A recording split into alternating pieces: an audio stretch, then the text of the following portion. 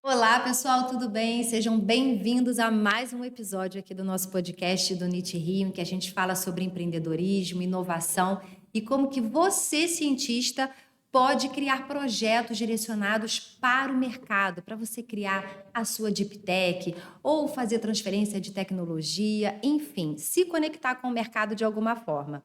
E para isso, eu gosto muito de trazer pessoas mais que especiais e super inteligentes, que são do mercado, para dar aqui uma orientação fantástica para você. E hoje a minha convidada é a Rafaela Guerrante. Rafa, muito Obrigada, obrigada. obrigada, Mário, pelo convite. Prazer. Prazer ter você aqui. Obrigada por você ter aceitado. A Rafa, ela é pesquisadora do INPI há mais de 20 anos. 23 aninhos. 23 aninhos, pesquisadora do INPI, trabalhando aí nessa parte de patentes. E olha o currículo dela, gente. Ela é engenheira química, e cofundadora do Comitê de Gênero, Diversidade e Inclusão do INPI, e ela vem se dedicando a estudar o impacto da inteligência artificial nos escritórios de PI. É autora, ao lado de outras 30 mulheres maravilhosas, também como ela, do livro A Inteligência Artificial e a Inclusão Digital nos Serviços Públicos, que é esse livro aqui, e ao longo do nosso bate-papo a gente vai falar um pouquinho mais sobre ele, tá? E é importantíssimo que vocês tenham esse livro. Rafa, obrigada de novo. Obrigada a você. Vamos começar contextualizando um pouquinho para o público. Eu quero começar da gente falando sobre a parte de patentes primeiro, que é onde você tem uma longa trajetória. Sim.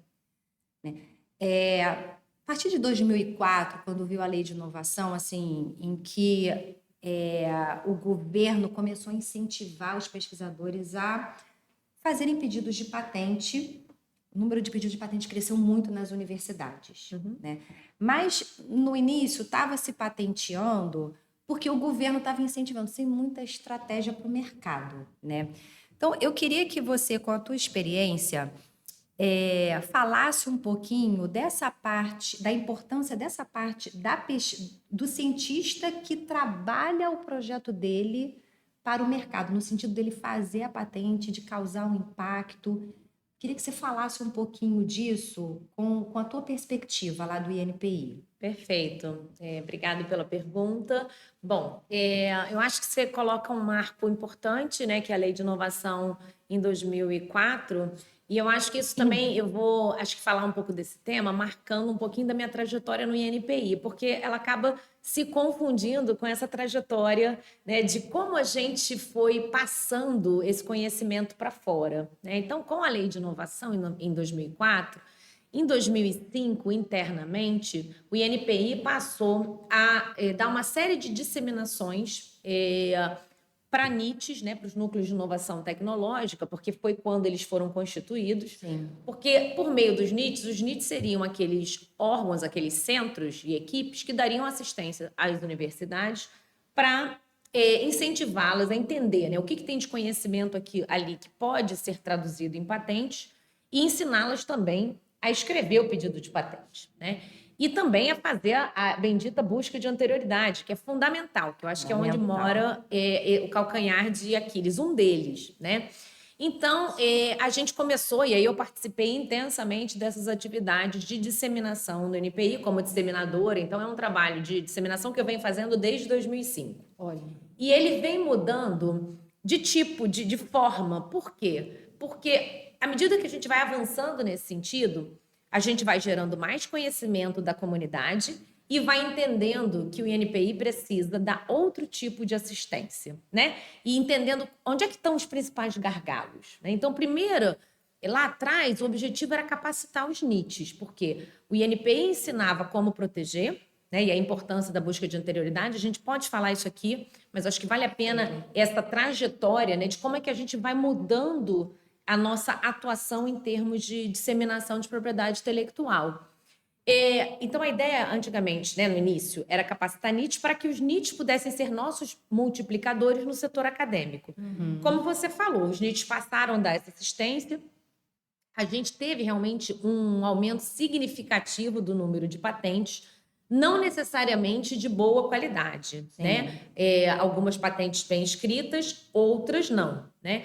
Ao longo de 2005 para cá, nós tivemos mudanças nas políticas industriais do país. E à medida que se mudava a política industrial, o INPI mudava a posição. Por quê? Porque a gente adequava a nossa ação à política industrial vigente. Então, primeiro a gente capacitou NITs, né, para que eles pudessem multiplicar. Depois a gente capacitou outros agentes de multiplicação, como, por exemplo, os agentes do PIEX, que é um programa que dá assistência a exportadores, que é um programa da Apex, ou os agentes locais de inovação, os ALIs do SEBRAE. Porque o INPI sempre pensou o seguinte: a gente não vai conseguir atingir todo mundo que a gente tem que atingir com o esforço do NPI, né? Porque somos poucos. Fazemos muitas outras coisas ali, né? Então, assim, eu rodei o Brasil fazendo essas disseminações. E a gente percebia o seguinte: muitas vezes você capacita uma pessoa, principalmente em NITs, ou até, às vezes, um agente local de inovação, e aquela pessoa deixa aquela posição para o setor privado, para outra posição, e você não tem reposição de pessoal.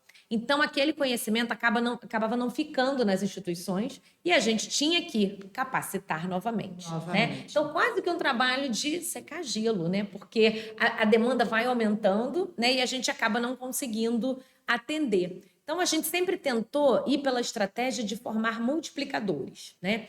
Em algum momento, a gente, depois de ter fomentado muito o setor público, as instituições de pesquisas, de acordo com a mudança na política pública, a gente passou a capacitar associações de classe. Associações de classe são associações de empresas, e aí você tem empresas de pequeno porte, startup.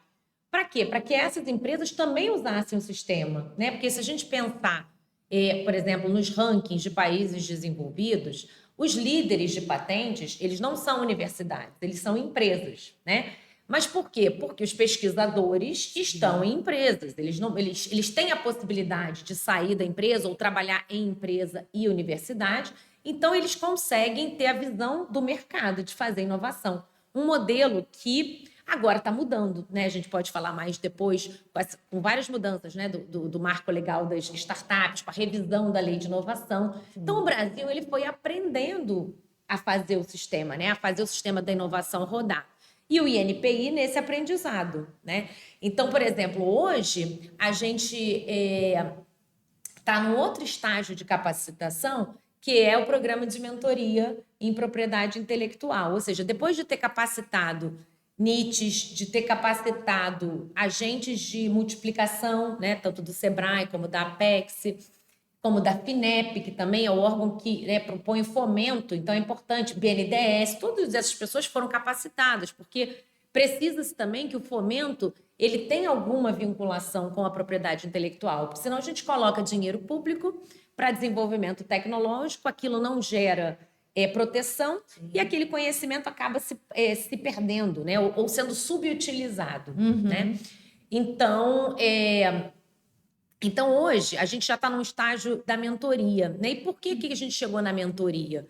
Porque a gente percebeu que existe uma dificuldade, né, da gente... a gente precisava dar uma assistência um pouco mais especializada e direcionada para quem está realmente ali na ponta querendo proteger. A gente sabe que a gente vive hoje um boom de startups, o mercado... até por conta das leis de incentivo e também pela entrada da inteligência artificial, dando uma série de potencialidades de aplicações. As startups, muitas delas são fundadas por pesquisadores de universidades, né? Jovens cientistas. Jovens cientistas, que aí já começa a ter dentro da universidade uma possibilidade, uma mentalidade de que eu posso fazer pesquisa aplicada, né? E isso tem se concretizado muito em startups. Né? E a gente vê várias startups mentoradas pelo NPI, ela tem em suas composições professores e alunos de universidades, que saíram, né? Estudantes de pós-graduação, egressos que resolvem montar seus negócios. Mas e que aí, no momento de desenvolvimento do negócio, eu acho que você até tem muito mais propriedade para falar disso, eles batem numa barreira. Quando eles vão, por exemplo, procurar investimento ou entrar numa negociação com uma grande empresa, que às vezes acaba querendo absorver aquele conhecimento, aquela grande empresa se volta para aquela startup e pergunta: o que você tem de conhecimento protegido?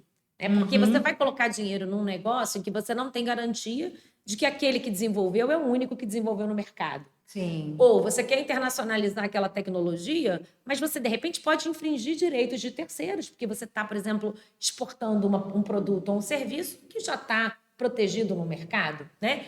E a própria empresa, às vezes, ela quer adquirir aquela startup, mas parte do valor da startup estaria numa propriedade intelectual.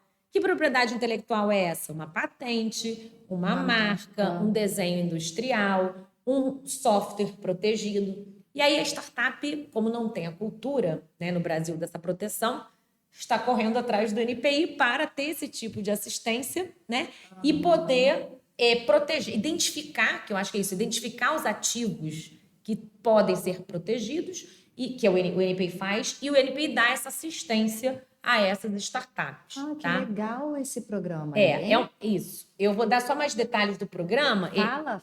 Ele é um programa que é feito em parceria com órgãos do sistema de inovação. Então, por exemplo, a gente tem uma parceria com o Sebrae em vários editais, né, que eles têm, por exemplo, o Inova Amazônia, o Catalise CT.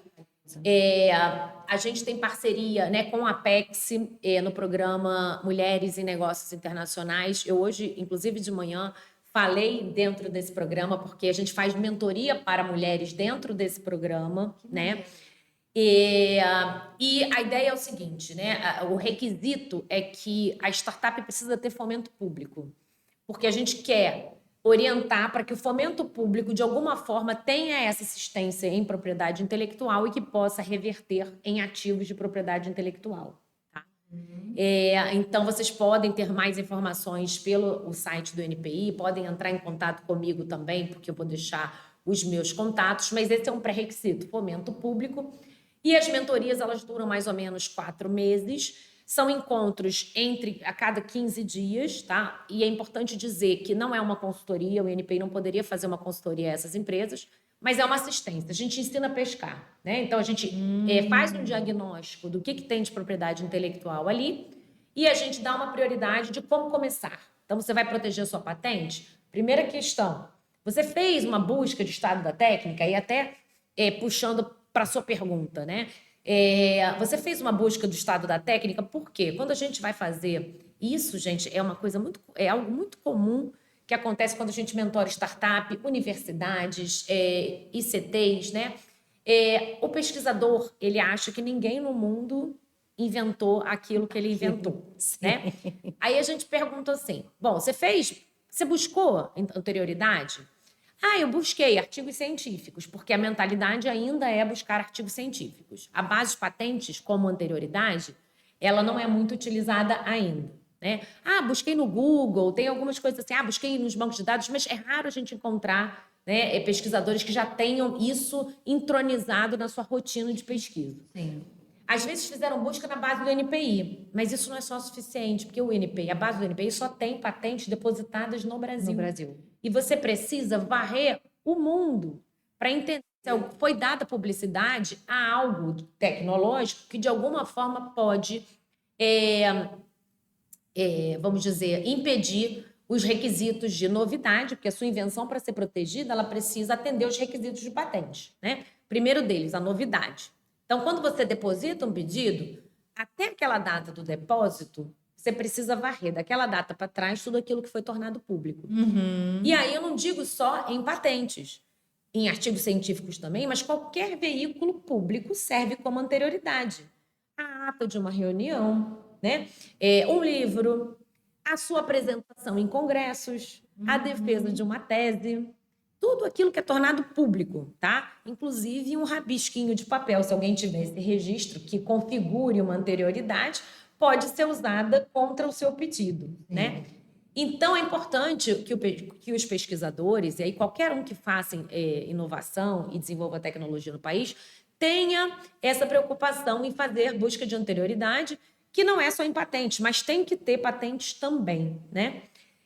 Para que não corra o risco de, ao depositar um pedido, na análise do examinador de patente do NPI, ele vai falar, olha, encontrei um grupo de pesquisa na Dinamarca, estou citando um exemplo, com uma tecnologia muito próxima Então, ali ele pode ter o requisito de novidade, de atividade inventiva afetado e uma patente negada, Sim. porque ele não varreu essa busca, não fez essa busca internacional, né? Só uma perguntinha. Essa daí, esse tipo de busca, ele vale tanto para patente quanto para marca DI ou é mais para patente mesmo? Patente de invenção? Então, essa parte que eu estou falando é busca de anterioridade tecnológica para patente. Patentes. Entretanto, funciona para marcas também, claro, outro banco, tá? Marcas, né? Se a gente for falar do ativo de marcas, quando você deposita, e eu acho que isso é muito interessante a gente chamar atenção para a questão de marcas, porque o que acontece? Com o advento da inteligência artificial, a gente tem uma série de ferramentas que estão gerando em profusão imagens. Então, todo mundo agora, por exemplo, a gente vê pequenos negócios emergindo no Instagram, nas redes sociais, em que a pessoa fala, não, eu não vou terceirizar a criação da minha marca para uma empresa, porque isso é custo, né? E aí ela fala o seguinte, não, eu vou lá no ChatGPT, porque agora ele gera imagem, e eu vou falar o seguinte, preciso de uma logo para o meu negócio. Sim. Tá? Pega aquela logo que o ChatGPT gerou, sem a menor análise crítica, né? Se aquela logo distingue o negócio dele, se ela está protegida, se ele já viu aquilo no mundo, não. Coloca aquilo lá, coloca no Instagram para rodar, cria produtos, cria branding mesmo, um roteiro de etiqueta, logo, banner, cartão de visita, Instagram. na loja, gente. Tudo. E com marcas, né, que a gente sabe que podem estar infringindo direitos de terceiros.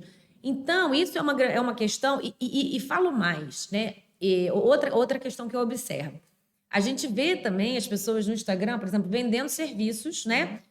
Criem o branding, a marca do seu negócio. Aí tem lá um roteiro. Eu normalmente entro nessas propostas para olhar o que tem ali.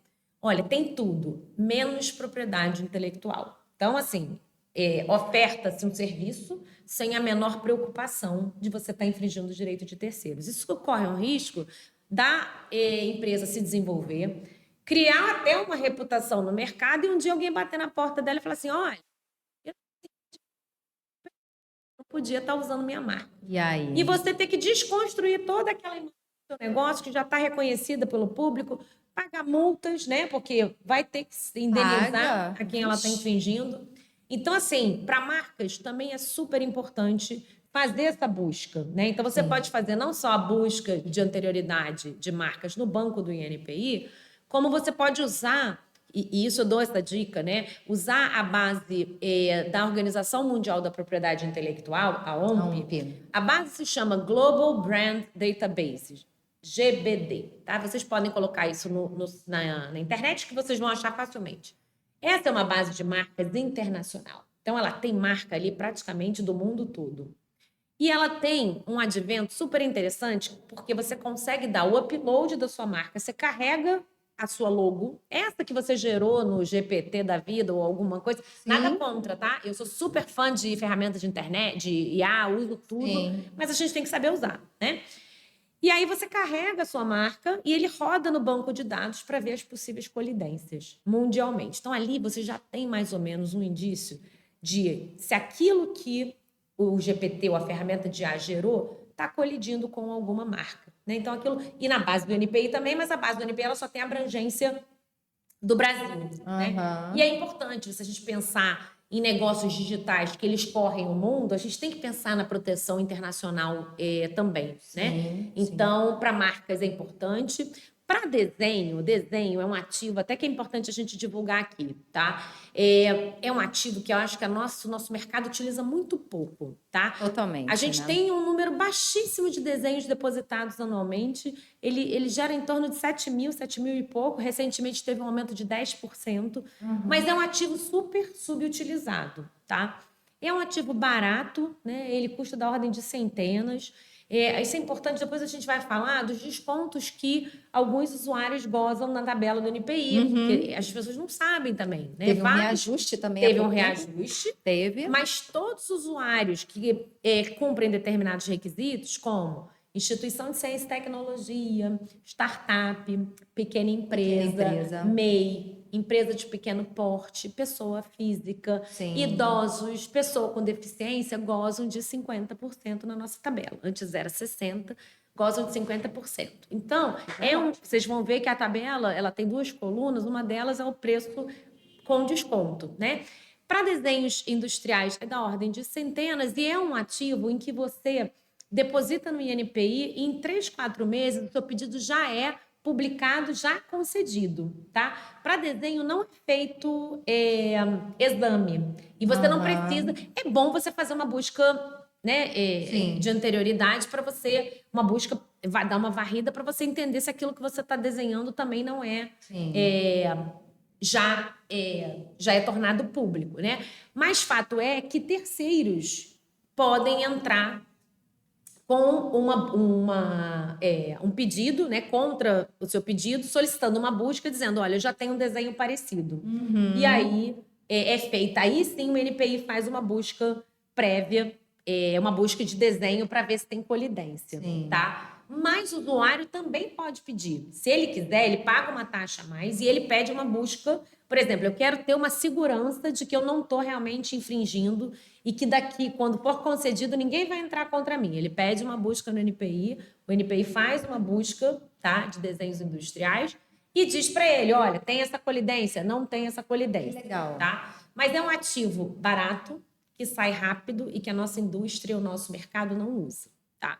E, por exemplo, né, que eu vejo muito, principalmente nesse programa de mentoria de mulheres, do qual eu faço parte na Apex, né? Mulheres que desenvolvem joias, né? Mulheres que desenvolvem, por exemplo, tecido, padronagem, estampa, é passível de proteção por desenho. Totalmente. Ninguém sabe. Outra coisa que ninguém sabe é interface de aplicativo. Né? Hoje tem tantas empresas, startups desenvolvendo aplicativos. A interface gráfica de interação com o usuário, no seu site também, é passível de proteção por desenho. Olha, que interessante. As pessoas não conhecem, tá? E isso é interessante porque quando a gente vai dar mentoria, quer seja para mulheres ou mesmo no programa maior de mentoria do INPI, a gente atende uma startup que normalmente veio com uma dúvida pontual. Um exemplo, ela entrou numa negociação com uma empresa maior que exigiu propriedade intelectual e aí ela está com uma certa dúvida do tipo, o que eu tenho para oferecer? Né? Eu tenho tecnologia para proteger? Eu preciso, por exemplo, assinar acordo de confidencialidade? Porque isso é uma outra questão, né? As pessoas vão para reuniões, expõem suas tecnologias, seus inventos, suas criações, sem uma preocupação desse sigilo. E uma revelação prévia naquele momento, ela pode ser impeditiva para a futura proteção, né, daquele ativo. Ou até a empresa pescou o que ela queria e meteu o pé. Exatamente, fora, né, a questão de roubar a ideia, né? Então, eu ainda fui assim, mais, né? Usei um pouquinho do eufemismo do copo meio cheio. Mas a gente fala direto. É um fato, né? É um fato. Então, quando a gente... Normalmente, essas startups que nos procuram, elas vêm com dúvidas pontuais. Às vezes, é uma marca, por exemplo, que já está tramitando no NPI. Surgiu uma exigência, ela quer saber como cumpre. Ou não, ela quer saber como é que ela senta para negociar um contrato de transferência de tecnologia. Isso é super interessante. Isso é bacana. Isso é super interessante porque nas nossas mentorias, a gente não dava, né, não dava como conhecimento, até os próprios mentores não tinham nem o conhecimento para passar esse conhecimento de transferência de tecnologia. O que aconteceu? Tá? Isso era um conhecimento que dificilmente a gente dava na disseminação tradicional. Né? A gente fala a importância de proteger, o quanto aquele ativo agrega e como proteger. Só que a transferência, ela já é o pós, né? Ou seja, eu tenho um ativo e vou negociar aquela transferência de tecnologia para um terceiro. E a gente observa essa demanda nas startups. Por quê? Porque as que têm ativo e estão negociando vão para as rodadas de negociação sem saber como elas fazem esse contrato de transferência de tecnologia. Então, esse foi um termômetro que a gente mediu nas nossas sessões de mentoria. E aí nos colocou à prova, porque nós, mentores, precisamos ser capacitados em transferência de tecnologia para passar para os mentorados. Então, todos os mentores, hoje nós temos entre 40 e 50 mentores dentro do NPI, eu não sou a única, não. Tá? Espalhados, até é bom que se diga, né? pelas várias unidades regionais que o INPI tem nos estados. O INPI não é só no Rio, Sim, né? que legal. Então, a gente tem em 13 unidades da federação. A gente está abrindo agora a unidade em Manaus, que é a super novidade. Que né? legal. Porque existe uma prioridade na nossa política industrial para fomento da região norte, né? E esses mentores estão espalhados pelo Brasil e fazem um trabalho brilhante nessa assessoria, nessa assistência especializada dos mentorados, né? Até porque cada região tem um tipo de demanda, né? E de core mesmo ali, né? Em termos de geração de criações, tá? E de eventos. Então, a gente recentemente foi capacitado, né, pelo próprio NPI e até por entes externos em transferência de tecnologia, porque hoje a nossa mentoria, além dela fazer esse mapeamento dos ativos de propriedade intelectual e ensinar o caminho das pedras para proteção, ela ensina também como fazer esse tipo de transferência de tecnologia e como entrar numa rodada de negociação. Então, a gente foi impelido de fora para dentro, né, a modelar um novo conteúdo para o nosso programa, para o nosso programa de mentoria. E isso fica claro porque, ao longo da estratégia de disseminação do NPI, que já é desde 2005, pelo menos, né, a que eu tenho conhecimento, né, que ganhou vigor, né, o NPI disseminava, mas não com tanto vigor como após a Lei de Inovação. Sim. O INPI vem se remodelando para poder ajustar as necessidades de mercado, sempre em alinhamento com a nossa política industrial. E a gente ficou um tempo sem política industrial. Muita né? coisa. E isso muito, assim, ele tem um impacto grande na ação do NPI e também na articulação do Sistema Nacional de Inovação. Sim. Tá? Sim. É isso. Gente, mas olha só, adorei esse programa de mentoria. Eu acho que é fundamental. Fico muito feliz até de conhecer um pouquinho melhor desse programa, porque é uma demanda crescente que a gente vê aqui também das startups, o grande gap que existe na negociação realmente, porque a universidade não nos forma para isso. Isso. Não nos forma como negociadores, como empresários, somente como bons técnicos em um determinado assunto. Então, como é que as pessoas podem acessar esse programa de mentoria? Como que eles... Então, a gente tem informações no nosso site, tá? Mas é importante o seguinte, né? A gente não oferece mentoria, como eu digo, no varejo. Ou seja, a gente não tem uma plataforma lá que a pessoa se cadastre e entra no programa. Ela precisa entrar via as parcerias que estão em vigor. Então, por exemplo, sempre com parcerias com os atores nacionais do sistema de inovação. Né? Então, por exemplo, a gente tem a parceria com a Apex, a gente tem a parceria com o Sebrae, agora a gente está fazendo uma parceria com as FAPs, com as federações de amparo à pesquisa, né? Porque a gente quer atrelar que os editais de fomento eles tenham propriedade intelectual atrelado e a gente também quer oferecer mentoria para esses contemplados no edital, para que eles saibam como proteger, né? Então, ele precisa entrar em algum dos programas, tá? Pode ser, por exemplo, pelo Inova Amazônia, né? Pelo Catalisa ICT, pelo Programa de Mulheres em Negócios Internacionais. Agora, a gente vai ter... Da Apex.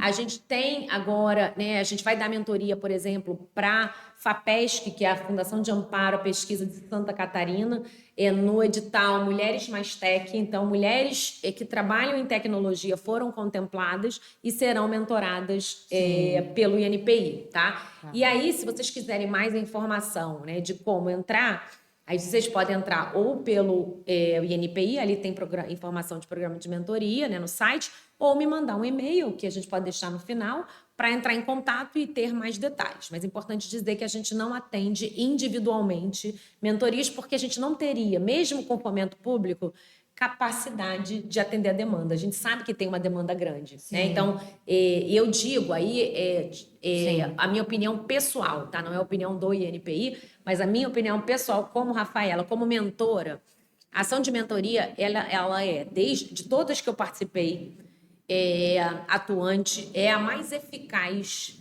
do ponto de vista causa e efeito. Então, você tem um problema, você tem um diagnóstico, que é aquela situação daquela startup que está te procurando, e aí você vai ter uma saída que é, provavelmente, um ativo de propriedade intelectual protegido Uhum. ou em vias de proteção, tá? Então, a gente já teve ótimos resultados, né, em termos de retorno em proteção. Não sei o mais atual, mas o número que eu tinha, né, assim, recentemente, era que quase 50%, 60% das mentorias tinham gerado ou um ativo de propriedade intelectual, ou um ou mais, patente, marca, desenho, ou a gente chama em prontidão para o depósito, ou seja, ele não concluiu, mas falta ali algum detalhe. Então, significa, né, se pensar, quase metade, mais da metade daqueles que foram mentorados estão ou fizeram o gol ou estão na frente do gol para fazer. Né? Então, é um resultado que nos anima, né? Muita coisa. E demonstra a importância do programa. Muita coisa. E eu fico pensando também que o INPI, durante muito tempo, isso lá atrás, em 2004, 2005, ele foi muito criticado por causa do backlog, né? Era um ponto que sempre vem, mas demora muito para ser concedido e tal. Enfim, mas a gente também tentava explicar, olha, é assim mesmo, não tem tanto examinador assim. E agora vocês estão também tentando equilibrar mais essa, né, de mentoria.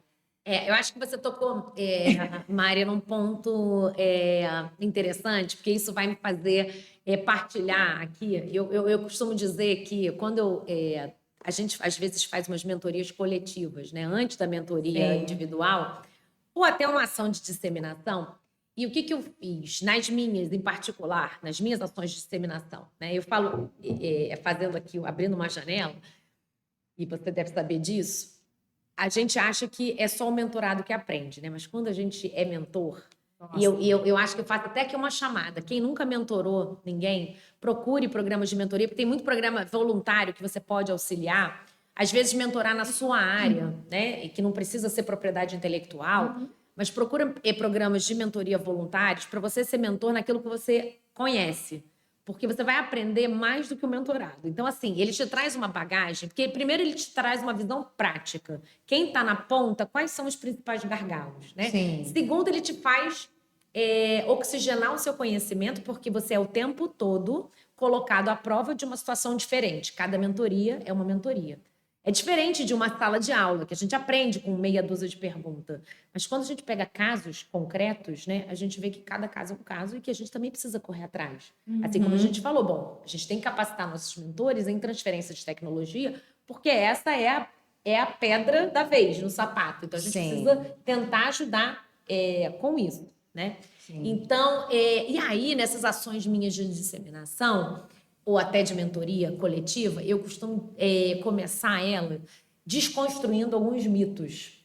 Então, eu faço um slide, né? Desconstruindo mitos. Aí eu começo mito 1. Mito 1 é assim, é muito demorado, né? Porque a gente pega isso, né? Porque, às vezes, o mentorado, ele chega na sessão, olha, é muito difícil, é caro, demora, eu desisti. Aí muitos vêm com uma história assim, olha, eu fiz a opção, isso é até bom porque já dá publicidade de uma outra questão. Eu fiz a opção de proteger por segredo industrial. Aí eu falei, mas essa opção por segredo industrial em detrimento de patentes foi uma decisão baseada em quê? Né? Porque, às vezes, realmente, estrategicamente, para algumas empresas, vale a pena o segredo industrial. E a gente observa que, às vezes, a opção pelo segredo industrial é exatamente um desconhecimento do sistema de patentes. Porque ele entende o seguinte, o segredo é só manter segredo. Então, ele assina ali um contrato de sigilo com as partes envolvidas, com a equipe.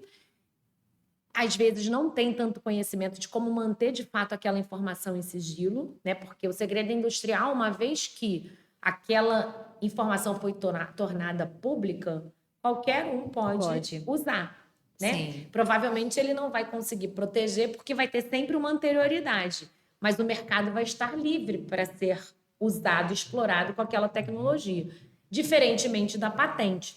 Então, por exemplo, se você coloca no mercado um produto que tenha um segredo industrial mantido num contrato e você possa, com engenharia reversa, eu da engenharia, ou seja, por exemplo, desmontando aquele equipamento, descobrir como é que ele foi feito, aquela pessoa que descobriu pode comercializar o seu produto, porque você não tem proteção. o segredo foi revelado. Então, a gente fala para tomar muito cuidado com essa opção por segredo industrial, porque, normalmente, grandes empresas utilizam o segredo industrial, mas elas conhecem bem o mecanismo de proteção, né? Assim, de manter num grupo restrito, de ser restrito a tecnologias que a engenharia reversa não é capaz de desvendar a invenção, né? Então, tem alguns requisitos. E eu recebo, muitas vezes,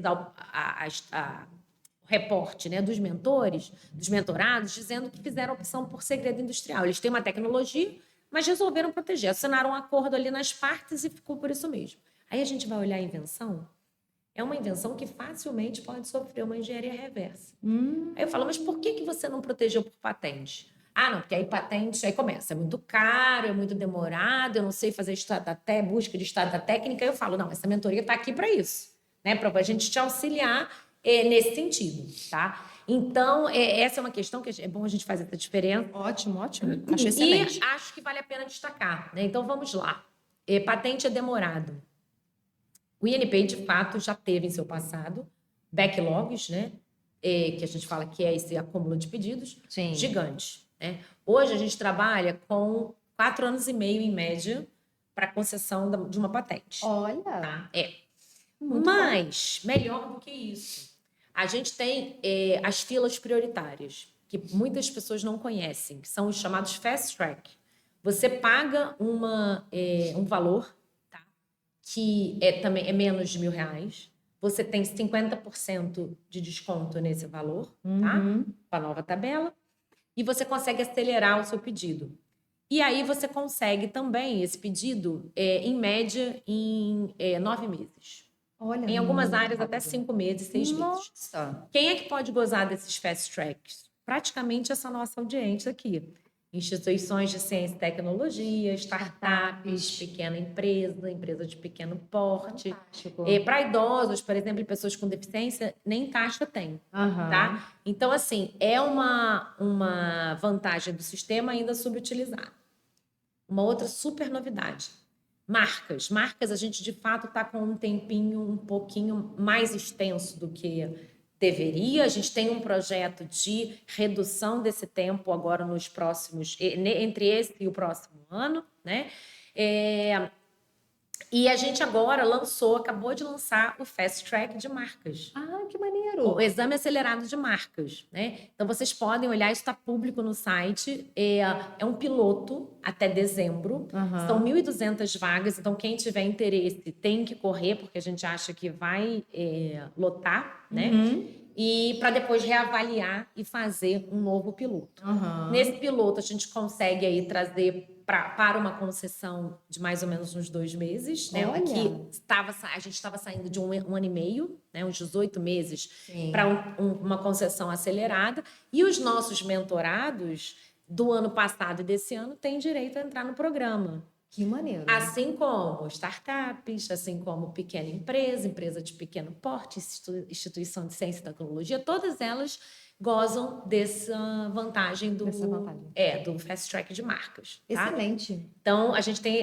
E existe um projeto, né, para a gente trazer até o final do ano que vem o exame de patentes para 2 anos, no máximo 3. E a inteligência artificial vai ter um papel importante, não só no exame de marcas, como no exame de patente, tá? Porque a gente tem partes do processo que podem ser automatizados, e aí isso tem a ver com o meu projeto, né, de inteligência artificial. Sem querer, acabei chegando nisso. Não, mas eu já ia puxar, tem um trabalho interessante para aceleração dos processos de exame com o uso da inteligência artificial, tá? Então, só antes da gente falar da inteligência artificial, né? Então, a gente falou do tempo, é demorado, né? Então, a gente sabe que tem hoje fast tracks, exames acelerados que podem reduzir bastante esse tempo. Muito pouco utilizado, de patentes. O de marcas, eu acho que a gente acha que vai ter uma grande demanda, tá? Mas patente precisa ser mais explorado, porque ele tem essa possibilidade de trazer um exame acelerado. Tá? Se for interesse do usuário. Né? Sim, claro. se for interessante. Sim. A questão de ser caro, a gente, de fato, teve um reajuste na tabela agora, porque a tabela estava realmente sem ajuste há muitos anos. Né? E o racional da tabela, né, dos novos serviços é para estimular quem não estava usando o sistema, mas a gente continua contando com desconto de 50%, como eu comentei, Sim. né, para várias categorias que já mencionei também aqui. Então, também isso está disponível no nosso site, também estou à disposição para mais esclarecimentos, para vocês verem se vocês se enquadram no desconto. Ótimo. Então, é rápido, né, assim, é demorado, a gente já falou desse mito, é caro, terceiro mito é complicado. Então, hoje o INPI conta com uma série de materiais disponíveis na sua internet, tá? Que as pessoas não fazem uso, elas não conhecem. Então, na nossa mentoria é uma possibilidade de conhecimento desses materiais. Não precisa ser pela mentoria. Qualquer um pode entrar lá e ver. Por exemplo, tem manual, tem o guia do usuário, tanto para marca como para patente, para desenho industrial, para programa de computador, que a gente não falou aqui. Então, tem uma série de manuais e passo a passo que eles foram feitos com base principalmente nas principais dúvidas do usuário. Então, a gente trouxe a demanda de fora para dentro do manual, tá? A gente tem, por exemplo, para patente, a gente tem um template, Minha Primeira Patente. Acho que as pessoas não conhecem isso. Não, é um acho que template em que você Ótimo. mostra o próprio pedido de patente, o que ele tem que ter no resumo, a formatação, o conteúdo, né? O que ele tem que descrever no relatório descritivo, como é que ele coloca as reivindicações no pedido, e toda a formatação. Isso ajuda para que o exame não seja reprovado na entrada, que às vezes a gente perde o pedido no exame formal. Às vezes ele não cumpre os requisitos básicos e acaba ou sofrendo exigências ou até mesmo sendo arquivado. Né? Então, é uma ferramenta maravilhosa para vocês usarem. O tutorial para você proteger patentes por tipo de tecnologia. Então, por exemplo, a sua invenção é de biotech? Tem um conjunto de diretrizes e modelo, template para patentes de biotecnologia. E também uma planilha de acompanhamento. Por quê? A gente sabe que os prazos precisam ser cumpridos. Sim. E, às vezes, o usuário tem essa dificuldade. Então, assim, eu depositei, tá. Quando é que eu preciso pedir o exame? Quando é que vai ser publicado? Então, você tem ali uma planilha de Excel em que ele te dá você coloca a sua data de depósito e ele vai te dando passo a passo os prazos a serem cumpridos. Legal. Então, são ferramentas que o INPI disponibilizou e que, né, eu digo, da pandemia para cá, a gente publicou um pool enorme de ferramentas que auxiliam o depósito. E fora isso, fora vídeo no YouTube, que a gente tem vários do INPI, né, disponíveis, com tutorial de marcas, com tutorial de busca de anterioridade, que está disponível publicamente. E esse acervo está todo no INPI, no site do INPI. Então, vocês acessem por ativo e olhem a documentação que tem ali, porque isso vai auxiliar muito o depósito. Então, a gente um pouco que desmistificou os 3 mitos, né? Os Custo, 3 demora principais. e dificuldade. Sim, é só se dedicar um pouquinho mais. Acessem o site do INPI. A gente vê que as pessoas não usam. Aí, na mentoria, a gente levanta. Você conhece a primeira patente? Não. Você conhece que... você sabe que você tem direito ao exame acelerado? Não. Porque normalmente a startup tem, né, direito. Novo manual de marcas? Não. Então vai ler. A gente coloca eles para estudarem também. A cada sessão de mentoria, eles têm uma atividade. O INPI não faz nada por eles. Sim. Então, se você tem que estudar o manual de marcas, a sua atividade de uma sessão para outra é estudar o manual de marcas e trazer as dúvidas para a mentoria. Legal. Assim a gente vai caminhando. Poxa, muito bacana. Sensacional, assim, o Rafa. Como que o INPI deu um salto assim, em facilitar a vida do criador, do usuário, quem está criando as coisas ali o tempo todo e precisa se proteger. A proteção ela é o melhor caminho, não adianta. Tanto para registro de marca quanto de patente, não adianta. Você tem que ter essa carta na manga. O grande lance, eu acho que é mais a gente esbarra na questão da mentalidade. Isso. Né? Assim, a falta de visão a longo prazo. Assim. E de começar a ver a propriedade intelectual não como uma burocracia, não como um título, mas como um ativo estratégico. E que ele agrega valor ao seu negócio, né, para que você possa entrar numa roda de negociação com o valor da sua empresa mais elevado. Exato. Né? Então, a gente fala muito isso no programa de mentoria para mulheres. Porque se a gente está empoderando mulheres, parte do empoderamento das mulheres, uma parte é soft skill, que é uma questão de autoestima, é uma questão de, né, da gente se colocar e ter mais segurança, ter mais espaço. E a outra parte é uma parte financeira. A autonomia financeira da mulher é um dos pilares principais do empoderamento. É o que faz dela ser independente, né? E às vezes, muitas vezes, sair, por exemplo, de situações de dependência na família, Sim. ou de sustentar. A gente sabe que as mulheres sustentam os lares no Brasil, Sim. né? E um ativo estratégico agrega valor ao negócio dessa mulher e coloca ela empoderada financeiramente, porque quando você vai valorizar uma empresa, vai valorar uma empresa, o ativo de propriedade intelectual protegido, ele sobe o valor da empresa. Exatamente. Então, eu acho que... E olha, eu vou te dizer, eu acho que a gente devia beber da fonte das startups, porque elas já perceberam que a propriedade intelectual é ativo estratégico, mas perceberam porque o mercado exigiu. Uhum. E aí ajudou a gente a conscientizá-las. Sim. Né? Então, eu acho que a mudança de mentalidade, ela vem da dificuldade na prática. Né? Olha, a gente fala que fantástico. ninguém amadurece na zona de conforto e é a maior verdade. Né? Isso é super clichê, mas é a maior verdade. A gente amadurece com as dificuldades e é isso, batendo cabeça, né?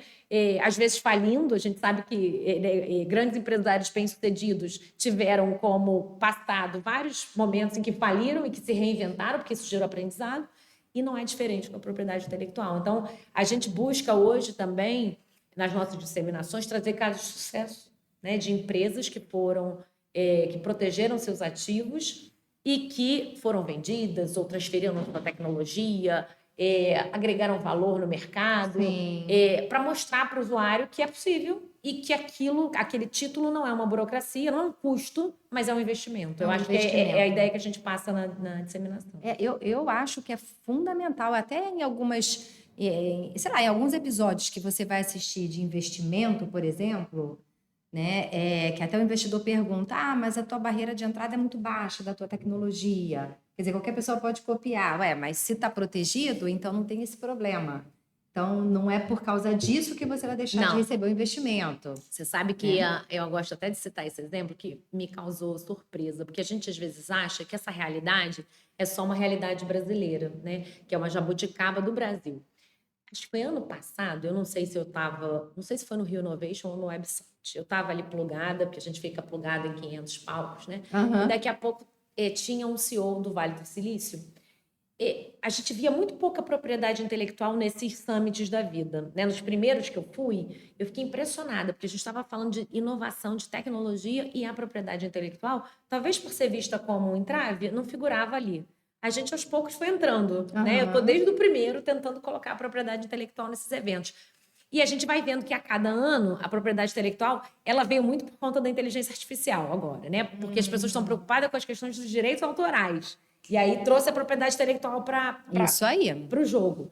Mas, assistindo uma das mesas, um CEO do Vale do Silício foi perguntado, que era a frase final, e ele falava assim, olha, queria saber quais são, que você levantasse para a gente quais são os principais desafios das startups no Vale do Silício. Dos dois que ele levantou, o primeiro ele falou assim, falta de conhecimento em propriedade intelectual. Então, a gente às vezes acha, né? Nós não somos vira-lata, né? Eu acho que a gente precisa tirar essa síndrome do vira-lata das costas, porque isso é horrível, né? Então, você vê, se o CEO do Silicon Valley está falando que as startups de lá, por quê? Porque as grandes empresas conhecem as regras do jogo e as pequenas, mesmo saindo de universidades em que você tem essa mentalidade, vão para o mercado sem proteção. Então, assim, a gente não está tão ruim assim, né? E isso tem um ano que eu ouvi essa frase. Na hora eu falei, ouvi propriedade intelectual e vi que a realidade do Brasil, né, não é lá como cá. Né? Então, eles também têm esse desafio e que eles falam que hoje também é um desafio dentro do Silicon Valley mostrar a importância da propriedade intelectual para dar para o pequeno as mesmas regras do jogo, porque eles estão entrando nas negociações, sendo engolidos pelos grandes porque não sabem brincar. Né? Então, é super interessante. Muito interessante. Agora, Rafa, você falou de inteligência artificial, a gente está caminhando para o final do nosso podcast, nosso bate-papo, infelizmente, porque está maravilhoso. Quanta informação rica aqui, hein? Espero que você esteja com um bloquinho aí, anotando tudo que Rafa falou, viu? Fala um pouquinho desse livro para gente, que é do uso da inteligência artificial. Conta Esse livro maravilhoso aqui, a Rafa já divulgou em vários lugares. Sim. Olha só, teve até um, né, no Porto Maravilha. Foi, a gente fez o lançamento no Rio, no Porto Maravilha, né? Foi, com a presença da Tatiana Roque. Isso, que a gente, o Porto Maravilha, né? Eles estão, o Rio está tentando se constituir como o maior hub de inovação em inteligência artificial, então foi lançada a iniciativa Rio IA, né? Sim. E eles estão dentro do Porto Maravilha, porque ali a ideia é que o Maravilha seja um hub de inovação, já tem várias empresas, etc. E a gente aproveitou essa efervescência para lançar o livro lá, né? E aí, bom, o livro ele é produzido, coordenado, né, pela Camila Murta, é uma das autoras, e aí ela reúne o trabalho de 30 mulheres que trabalham com inteligência artificial. A ideia é a gente dar luz ao trabalho de mulheres nessa área de tecnologia, porque também essa é uma outra, aí de bandeira minha pessoal, né, da gente levar esse estímulo às mulheres e às meninas para que a gente possa estimular essas meninas a quererem enveredar para o mundo da ciência e da tecnologia. Sim, né? Eu parei por acaso, né? É bom que se diga, nunca tive nenhum exemplo de gente de engenheiros na família, nem perto, né? Então, fui sozinha. Né? Mas é difícil às vezes, as pessoas precisam ser inspiradas, a mulher não se vê nesse mercado, né? Então a ideia do livro é exatamente reunir o trabalho dessas mulheres em inteligência artificial sob diferentes vertentes, tá? E aí a gente tem pilares de governança, né? O livro ele traz o uso da IA para a inclusão em serviços públicos de várias formas, tá? As compras públicas, a governança, a questão do ensino, a regulamentação, os vieses, tudo, tá? Super recomendo. E a minha contribuição nessa obra é um projeto, né, que eu tive a oportunidade de desenvolver fora do país. Eu passei 2 anos em Genebra, onde eu me dividi entre a Organização Mundial da Propriedade Intelectual e a missão diplomática do Brasil junto à Organização Mundial do Comércio, tá? Em 2018, né, fiquei de 2018 a 2020 lá. À época não se falava em inteligência artificial no Brasil, ninguém falava disso, né? Mas em 2018 a discussão começava a aparecer nos fóruns internacionais e a gente já começava a ver os países ali se estruturando para entrar, já pesquisando na área, mas querendo divulgar pouco, porque esse avanço da inteligência artificial sempre foi uma questão estratégica de mercado e de soberania. Então, os países compartilhavam muito pouco o que estavam fazendo, né? E aí eu vi numa dessas discussões que os escritórios de propriedade intelectual do mundo, os INPIs do mundo, estavam pesquisando ferramentas de inteligência artificial para automação de processos, para ajudar na busca de anterioridade de patentes, para fazer busca de imagens de marcas, para fazer classificação de patentes, por exemplo. Então, tem uma série de processos que podem ser automatizados por inteligência artificial e que, como a maioria dos escritórios mundiais lida com dificuldades no processamento de pedido, né? Então o backlog também não é uma jabuticaba, não é um problema só do NPI. Claro. Existe uma dificuldade, né? O que entra em você dar celeridade, porque a gente está falando de tecnologia e tem que decidir o mais rápido possível, né? Imagina para IA, que a gente dorme de um jeito, acorda de outro jeito, já está obsoleto, a gente tem que ser célere, né? Então, todos os INPIs do mundo estão com essa dificuldade. E a introdução da inteligência artificial, ela é caminho sem volta, né? Então, quando eu vi que eles estavam pesquisando, eu falei, bom, e eu precisava escolher um projeto para trazer para o Brasil, né? Então, é dinheiro público que investiu em mim fora, né? Sim. E eu trouxe de volta, né? Então, é um cérebro que retornou ao seu país, o que é raro, porque as pessoas vão para fora e ficam por lá. E eu quis dar esse retorno, né? E aí eu fiz um mapeamento do que os escritórios mundiais estavam fazendo em IA, para automação de serviços, de processos de propriedade intelectual. Então, entrevistei pessoas, né? Então, não foi só um trabalho de pesquisa teórico, até porque não se encontrava quase nada, não tinha artigo científico, não tinha nada divulgado, né?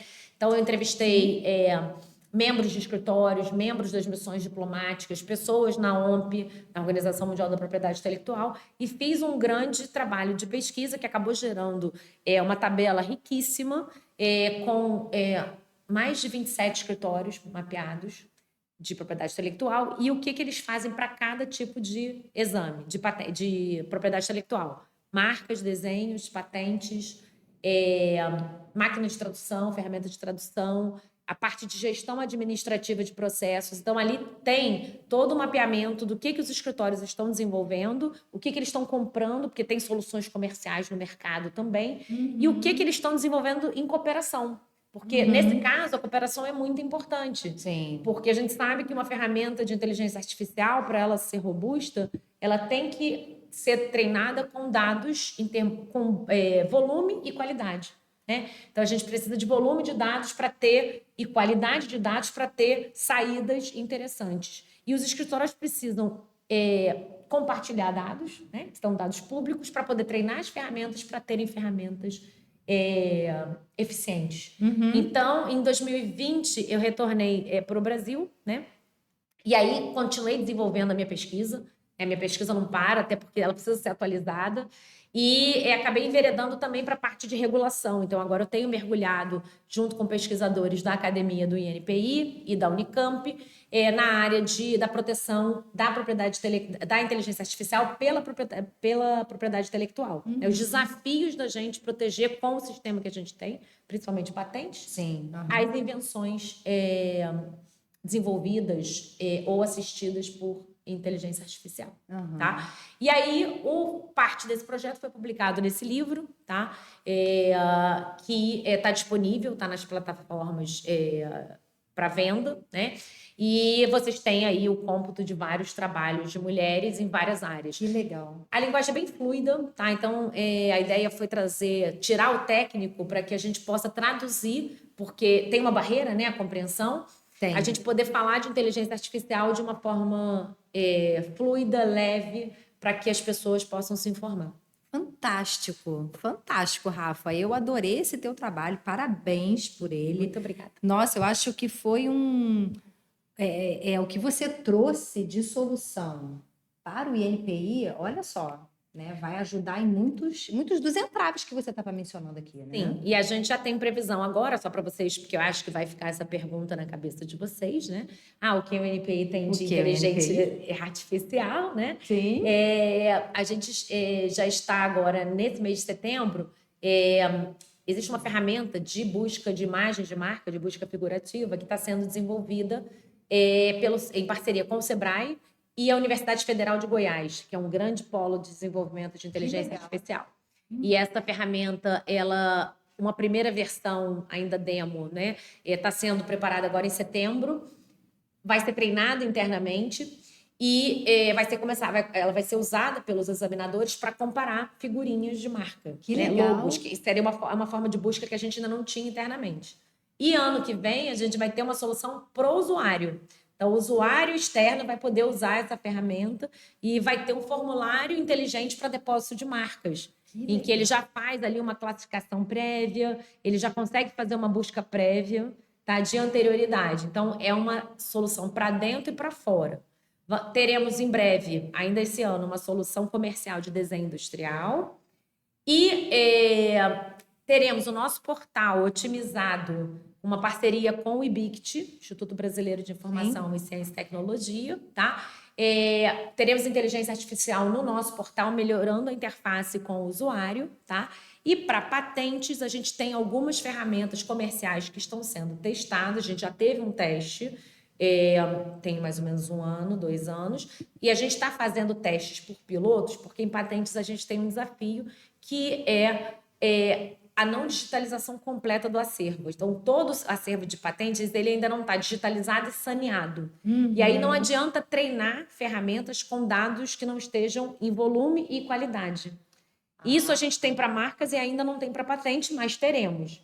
Então, o que a gente está fazendo são pilotos em áreas específicas com os acervos que a gente tem digitalizado para começar a treinar ferramentas de inteligência artificial que nos auxiliam em busca de anterioridade e em exame. Fantástico. A primeira ferramenta treinada já reduziu, piloto de química, né? Já reduziu o tempo de exame em 50%.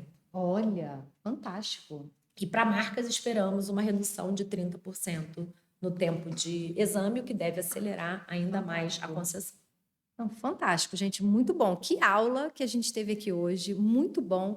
Rafa, e para a gente finalizar, Eu queria muito que você falasse rapidinho do seu trabalho bem forte com mulheres. O livro aqui, ó, Bora Inspirar, que a Rafa também tá tudo, a Rafa tá envolvida em muita coisa.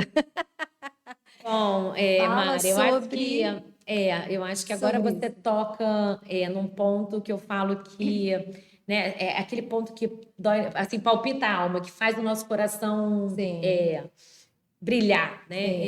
sim. Eu acho que essa pauta, eu acho que já era uma semente que eu tinha plantado em mim e talvez eu precisava de uma oportunidade para exteriorizar ela, né? Uhum. E isso tem muito a ver com essa experiência internacional minha. Quando eu estive em Genebra, foi a primeira vez que eu aderi a uma rede de mulheres no comércio internacional, tá? A rede se chama Women Inside Trade.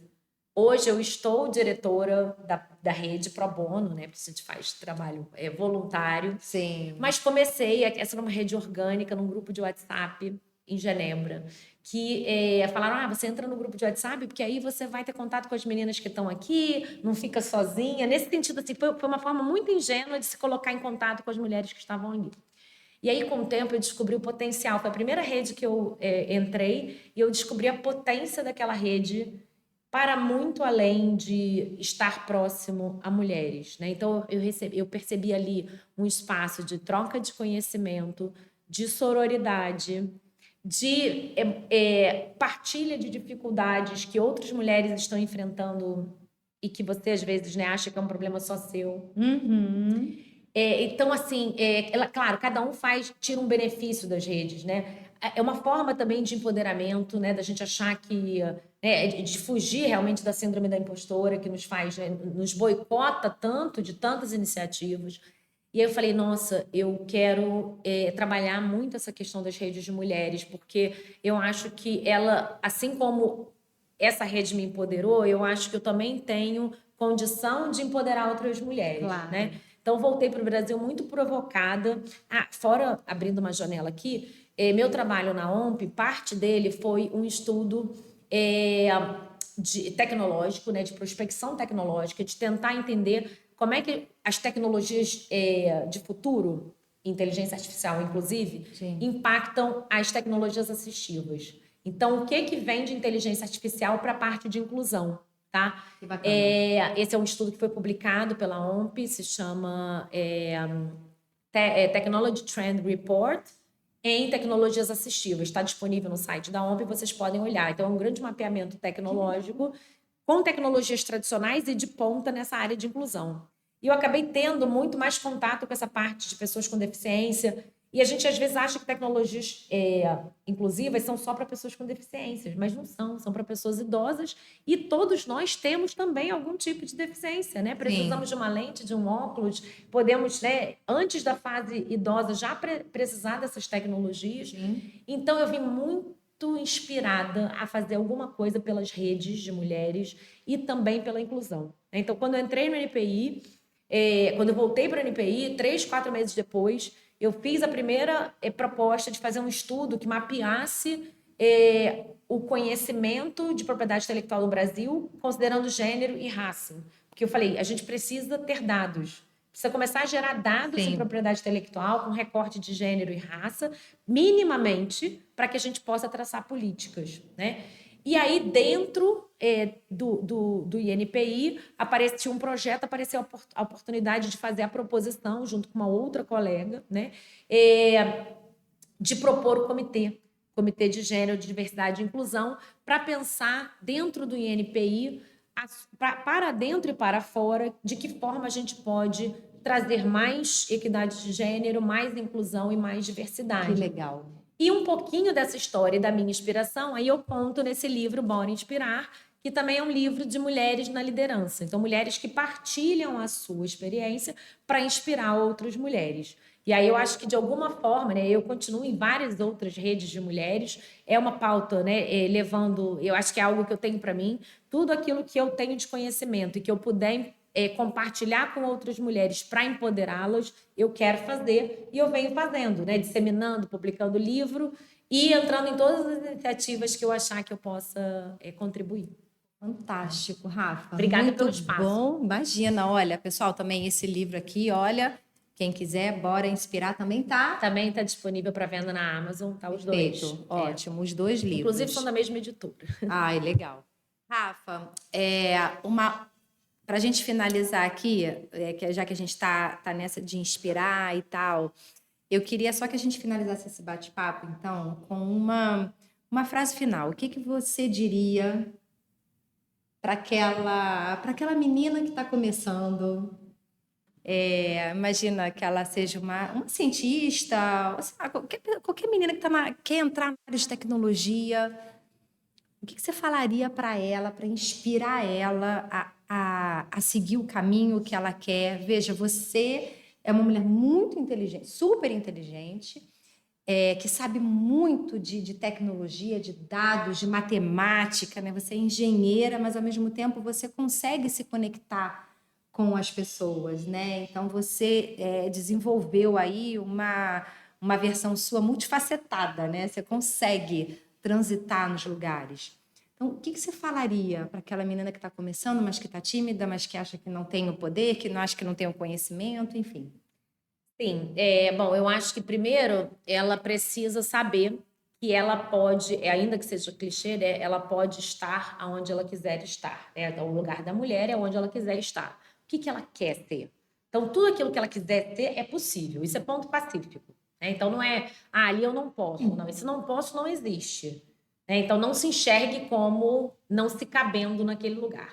Essa é uma questão. Perfeito. Tenha clareza, não desista dos seus sonhos. Né? Então, se aquilo é aquilo que te toca na alma, né, no propósito, corra atrás, né, não desanime, porque assim, os desafios são enormes. Né? E o que te ajuda nesse processo? Então, primeiro, buscar outras mulheres que chegaram aonde você quer chegar. Uhum. Isso é uma outra questão, que é uma referência. Né? Eu, por exemplo, não tive...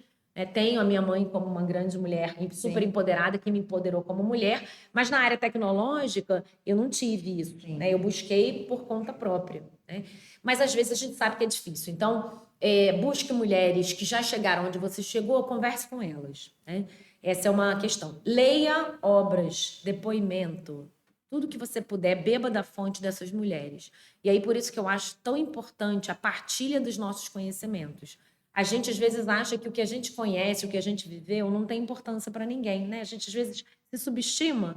E como isso é importante? Como eu bebi de outras fontes de mulheres que deram depoimentos, às vezes, não precisa nem ser livro, não. A gente vê uma videoaula, uma palestra, né? Algum Reels até, né? Alguém que te inspira. Então, procure mulheres de referência naquele lugar onde você quer chegar, né? Procura se conectar, né? Procura estar visível nas redes, porque isso é fundamental.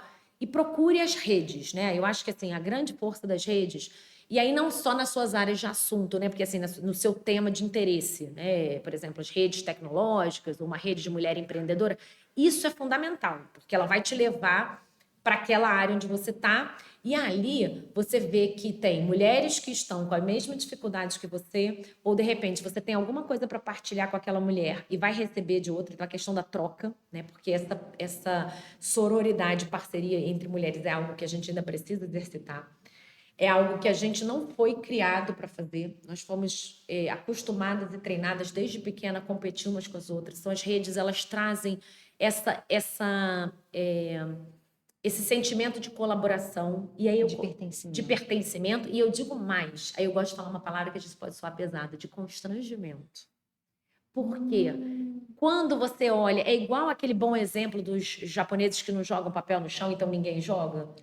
Ou uma mulher que de repente queira competir de uma forma não leal numa rede, ela vai se sentir muito constrangida de fazê-lo quando todo mundo está tendo um comportamento de sororidade. Então você acaba arrastando a mulher para falar assim, poxa, vamos compartilhar, né? Olha aquele exemplo ali de partilha, como é que deu certo. Abaixa a guarda um pouco, diminui a competição e trabalha a colaboração. Então, acho que a rede ela gera um grande constrangimento. Olha, que legal. Não crie tantas expectativas assim, vamos dizer, a rede vai resolver todos os meus problemas? Não vai. Você vai ter crítica a todas as redes que você tiver. Mas saiba beber de cada rede aquilo que lhe for mais útil, né?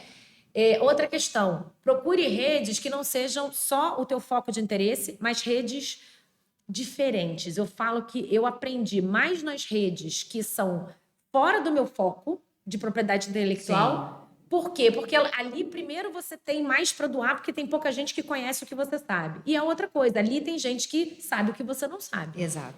Então, quanto mais diferente... E aí, viva a diversidade, né? A importância da diversidade. Quanto mais diverso, mais rico. Mais rico. Então, procure outras redes, né? E comece também a exercitar a sua forma de partilha. Ou seja, o que você sabe que pode também ajudar outras mulheres? Né? Porque é isso, mesmo no início da sua carreira, certamente você chegou ali com um potencial que outra mulher não teve oportunidade. Exato. Então, procure fazer mentoria voluntária, o que, né? Se associe, faça olha, eu te ensino isso, você me ensina aquilo.